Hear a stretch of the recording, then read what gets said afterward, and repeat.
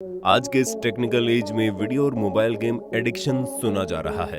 एक तरफ जहां आज का यूथ गेम्स के जरिए एंटरटेन होता है, इन्हीं गेम्स के जरिए कुछ लोग पैसा भी कमाते हैं, वहीं कुछ लोग इस गेम के चलते अपनी जिंदगी भी बर्बाद कर लेते हैं।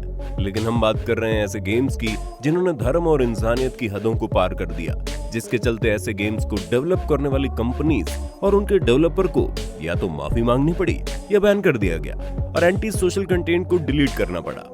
Call of duty black ops 2 ये एक वर्ल्ड पॉपुलर गेम है। शायद ही ऐसा कोई गेम लवर होगा जो कॉल ऑफ ड्यूटी फ्रेंचाइज के बारे में न जानता हो। इस फेमस गेम सीरीज का एक पार्ट है call of duty black ops 2, जिसमें पाकिस्तान को एक टेररिस्ट हब के तौर पर दिखाया गया है।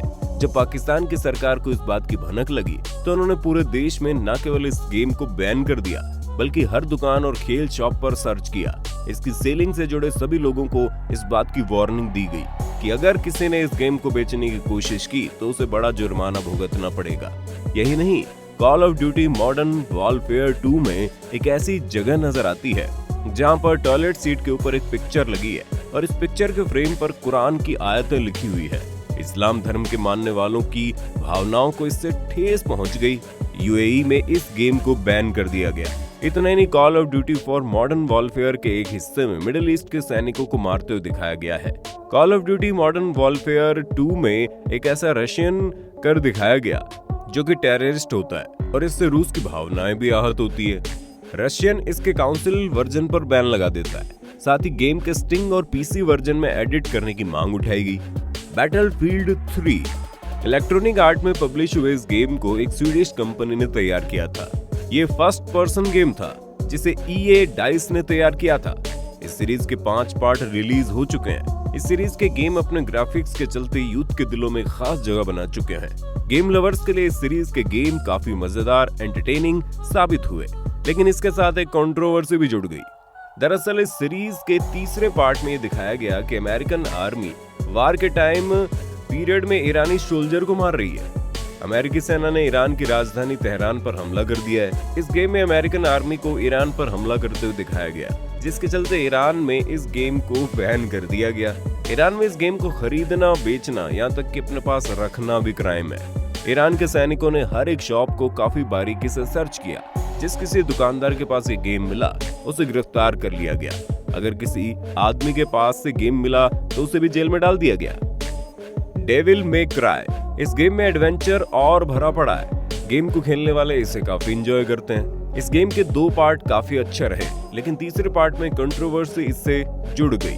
दरअसल इस गेम में एक ऐसा दरवाजा दिखाया गया है जो शैतान और इंसान की दुनिया को आपस में जोड़ता है।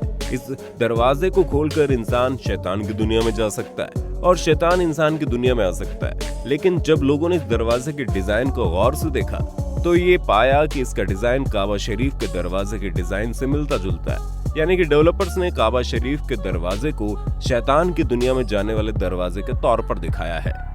GTA सैन एंड्रियास ये गेम भी बड़ा पॉपुलर रहा। आप में से बहुत से लोग ऐसे होंगे जो अपने बचपन से इस गेम को खेलते आ रहे हैं, लेकिन GTA सीरीज के इस गेम को दुनिया के कई देशों ने बैन करके रखा है। इसके पीछे रीजन ये है कि इस गेम में कई जगह पर वायलेंस और एडल्ट कंटेंट मिलते हैं।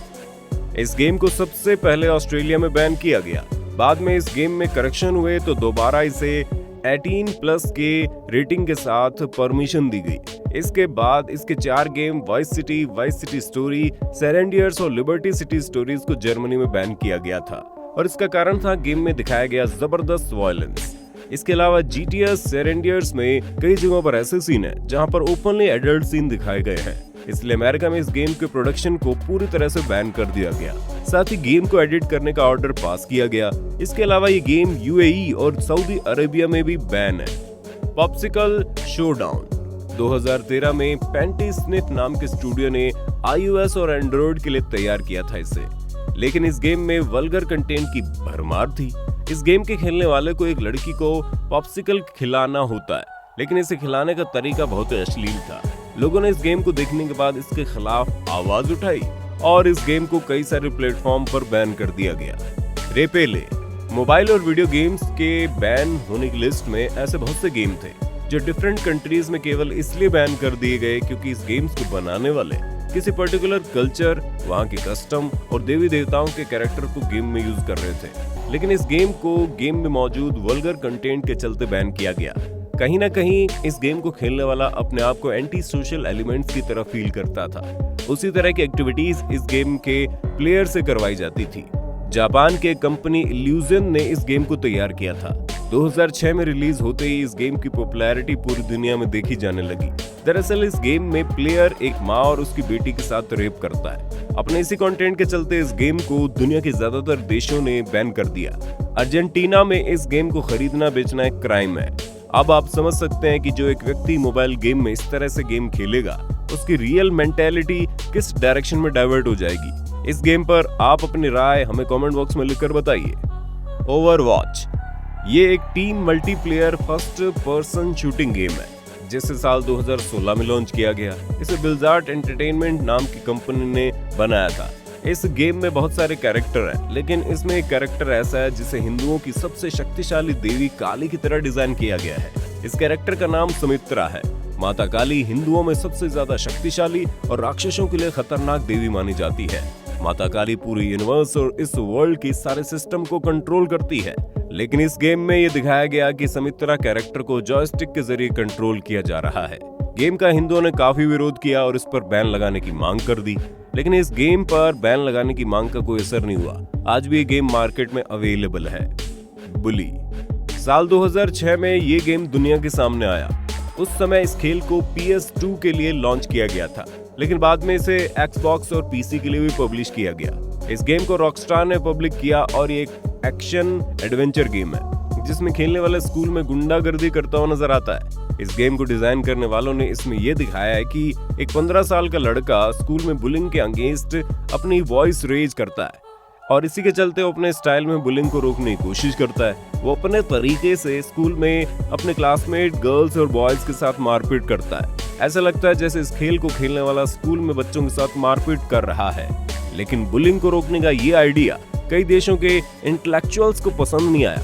कई एंटी बुलिंग ऑर्गेनाइजेशंस, पॉलिटिशियंस और इंटेलेक्चुअल्स ने इसके अगेंस्ट आवाज उठा दी। फिर इस गेम को USA, ब्राजील और UK में बैन कर दिया गया।